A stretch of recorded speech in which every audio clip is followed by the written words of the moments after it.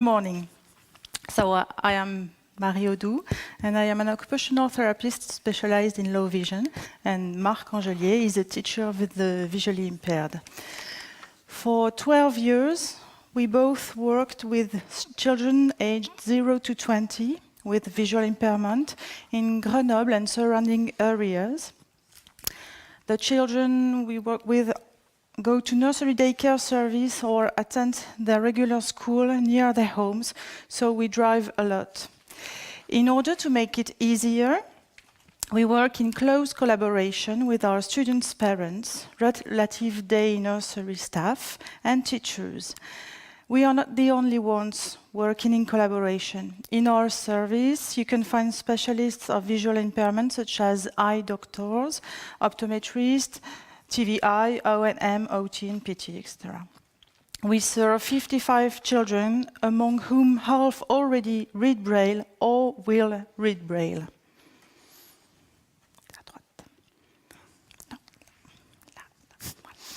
So let's talk about the reason why we started a Pre-Braille project. In France, since 2005, all the children can attend a regular school. This is the law. However, we've noticed that the children we served are not as well prepared as they should be to go to school, and they're not really ready to go for preschool. Moreover, teachers that have those young children at their school don't have enough help, times, and money to buy everything and to increase their way of teaching. So we believe this is so for mainly 5 reasons. Tactile books are rare, and if you want to buy good ones, it's expensive. Most of the toys, games, and activities at schools are either impossible to use or need too much adaptation. There is no special schools curriculum. The regular teachers, as I said, are not as well prepared and don't really know what to do with the blind students they have at school. And we, as TVI and OT, for example, we only get to see the students only once or twice a week for 1 hour or 2 hours. And of course, this is not enough. That's why we wondered how we can prepare these children to develop better special skills at an earlier age. In order to do so, it's necessary to increase their desire for reading, as well as other skills like tactile, compensatory, fine and gross motor, cognitive, as a matter of fact, pre-Braille skills. These are the goals we have as an OT and a teacher for the visually impaired. It's important to notice that the children we serve are studying in a regular school.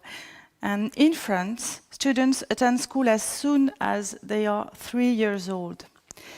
A new French national preschool curriculum is available and used since September 2016. It's for all the children. The changes are huge and apply to the 3 years of preschool. Teachers now have to focus on how to introduce new concepts using discovery, manipulation, sensory, body and language development. So, we've noticed that the goals we had as an OT and a TVI and those of the national French school curriculum for an ordinary student were somewhat similar. It seems important to us to make them converge into a unique curriculum.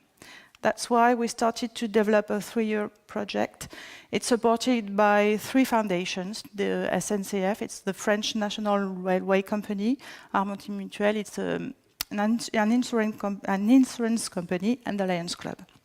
We are currently in the 1st year of this work, and we have focused on the pre-Braille part and the development of our method, Let's Play with a 6-dot cell. In order to do so, we looked at what was written about pre-Braille in several countries. We've read a lot of books, researched methods, explored websites, and traveled to meet with specialists of visual impairment in Canada and the USA. we have analyzed the 347 goals of the French school curriculum and divided them into four categories. The green color is for the goals with no particular adaptation needed. It mainly concerns the language skills. The blue color is for the very few goals that can't be reached by blind students. It's only 4%. And for example, you can find one which is write several letters, raising the pen at the right moment. So you have the goals of the orange category. They can be reached with what is called literacy. And finally, the red color goals are the ones worked with the 6-dot cell method. We are now going to tell you the main characteristic of our method and show you some examples. So first, who is the method for? Building on various activities, the method we are working on not only offers the opportunity to reach and to teach preschool and pre-Braille skills, but also to give parents and teachers, regular teachers, ideas about activities or games. So it can be used by all the adults who are responsible for children who are blind or have a limited vision. So that is to say, for, of course, the parents, the daycare staff, regular teachers, TVI, occupational therapists, and we can imagine everybody working with blind students. So what can we find in the method? It's all about instruction to use and to make a Braille cell. We have worked on more than 70 objects. All of them are very common. So everything you are going to see here is not new objects, but is only for the way how to use them. What can we do with them? And to reach the goals of the French national curriculum. So for each object, we have written a note with several elements. So we have the material aspect with the list of tools and material needed to make it, to make it, yeah. The manufacturing instructions and the list of small elements to carry out the proposed activities. And for the pedagogical aspect, you'll find the pre-Braille skill worked with each object, the preschool and kindergarten skills worked also with each object, and a list of activity. The idea is not to do all the activities for each goal, but really to choose the goals that corresponds to what you want to achieve with the children. So you can pick an element in each category, for example, and to take one object for one goal and another object for the other goals. So each skill can be reached using several objects. And at the end, you have an evaluation form that's mainly for the teacher in order to know if the goals are reached for the students. We've made a classification of all these objects based on the decreasing size of the cell, and it's almost a progression by age. In the next slide, you will see why I wanted to change the computer, because it doesn't, yes. Oh no. There is a video and I'm not sure it will run. The first category is called body Braille. It consists of using the body as a Braille cell. For example, dot 1 is on the left shoulder, dot 2 on the left knee, and dot 3 on the left foot, and so on the other side. The student can do it on himself, or he can use a full-size doll or paper man. Another way is to learn the dot numbers by moving on a cell. In the video, you will see Corentin moving on a cell, selling. The lady asks him to go from dot 4, where he is, to dot 1, and then from dot 1 to dot 2. And that's now. Moi, je suis sur 2, toi, tu vas sur 1. C'est là. Très bien, super. Moi, je me mets à 3, toi, tu te mets à 2. Très bien. So, it's not the wrong. In this category, you'll find 11 objects. And in the next one, the one we call the large cell, there are 13. On the picture, we can see Loris playing with 6 wooden boxes. He has to find the lead with the same texture that is in the box and put them together. You can notice that each dot has the size of his hand. Then we have the medium cell. Each of the 27 objects are at least 10 centimeters large. I have one here. And you can see what we call a mushroom cell. The dots are made with drawer buttons, and the child can connect them with elastic or ribbons. We have the small cell. We are getting closer to regular Braille. For example, on the picture, you can see one of the 10 objects. It's polystyrene cubes in which letters are represented by sewing spoons.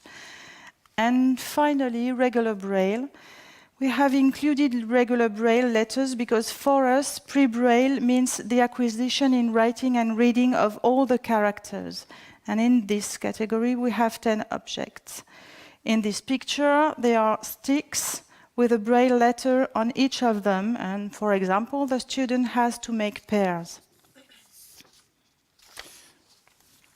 So now let's have a look at what we can do with one example, that we have chosen a very simple one. That's the PEC cell.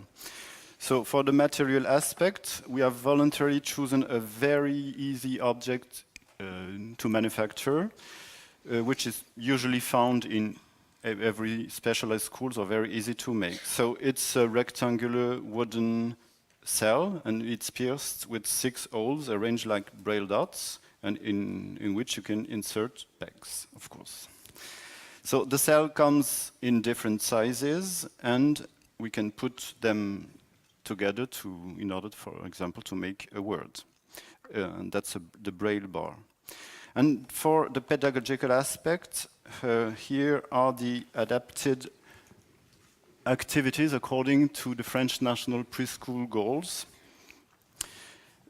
So that's written in French, and it's composed of 7 pages. So I'm not going to translate everything, but what it's important to understand, it's that on the first column of each pages, these are the goals for the preschool goals in regular schools, and the other part in the second column, that's on the list of all the activities we can do with a PEC cell in order to reach the goals. So the PEC cell, just this little cell, allows to work on 53 goals out of 347 of the French national preschool curriculum. So, for example, in order to better understand, we have listed 3 goals. So the first one is place an element knowing its position and respect the direction of the course. Use spatial expressions, especially those based on oppositions, on, under, in, out, next to, away from. Make a construction by having a reference model that the child can manipulate or observe. So once again, that's regular schools goals. It's very close for a pre-Braille skill that we can have. And we are only working not on the goals, but on the activities to reach them. However, the same goals can be reached with several objects. So the PEC cell should not be used so constantly that the child becomes bored with the activities or with the object. It's very important to mix everything. And that's why we have worked on activities for more than 70 objects. So now let's have a look at some ways to use a PEC cell. First, using different materials and textures to improve the tactile experiences. For example, wood, plastic, metal, fabric, cardboard, etc. The textures can be put on the peg, or it can be the peg itself. You can also change the length and the shape of the peg. Second, using one or several cells. They can be stuck together with Velcro so they don't move. In each category, cells can be used alone or in a group in order to, for example, make a copy, learn how to separate the characters, make words, place an element by knowing its positions. Third, you have using different space plans with a box, a wall, and then we can work on more complex spatial notions like over, under, inside, outside. Fourth, using various types of representation of cell by progressing to the 3 dimensions toward raised cell on paper. In the first picture, the model given is a real cell. And in the second one, it's a paper with different elements stuck on it. I have one here in my hand. You can feel it later if you want. And in the last one, the model given is a paper with raised big circles. And finally, in writing and reading modes, and how to go from one to the other. So the cell can be cut into 2 parts horizontally. It can move from the reading mode, that means 2 columns of 3 dots, to the writing mode, a unique line of 6 dots. It makes it easier for the students to understand how to write a letter on a braille. So in conclusion, let's have a look at a pie that represents all the French national preschool goals.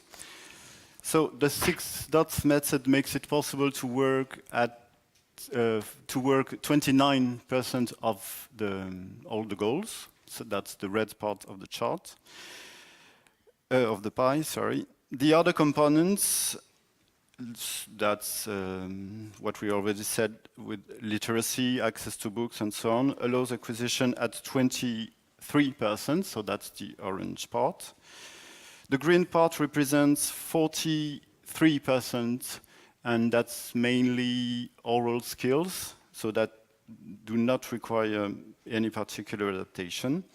So we can, with what we worked on, we can reach more than 95% of all the preschool curriculums, with the French standard, of course. So that is to say, we can reach 331 goals out of 347, set by the Ministry of Education for all French students, aged 3 to 6, and can be reached thanks to the adaptation proposed in the various strands of our method.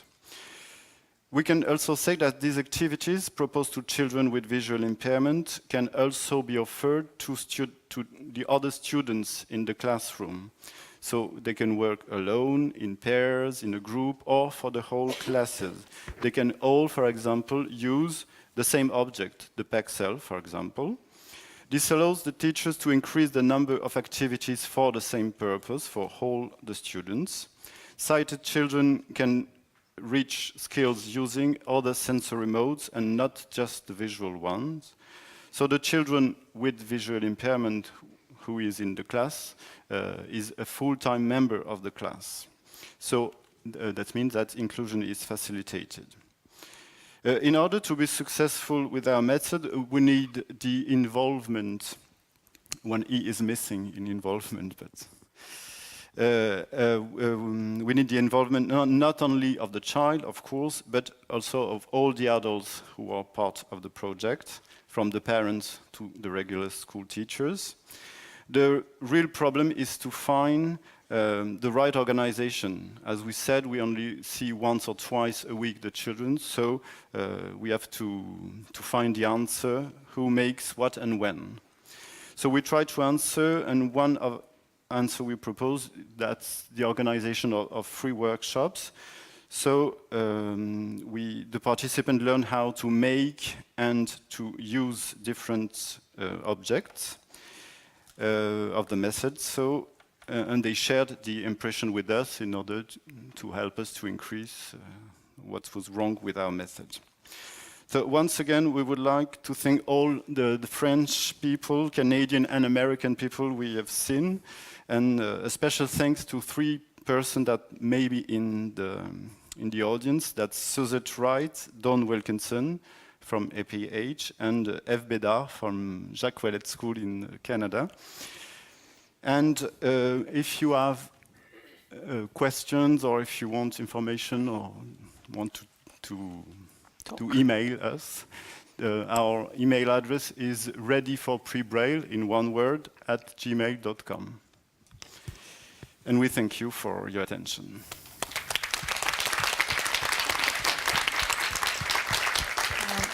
Thank you very much. Does anybody have questions?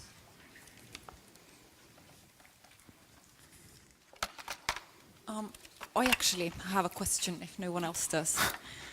So I've never been a Braille teacher, so I entirely lack the educational side of Braille. But as far as I understand, then what's very important about teaching Braille is that the children would get like the real experience, the tactile discrimination of Braille dots very early on, so that their finger sensitivity would develop, and also apparently what's very unnatural to the starting Braille readers is to kind of keep the straight line, because the natural movement of the hand is curved.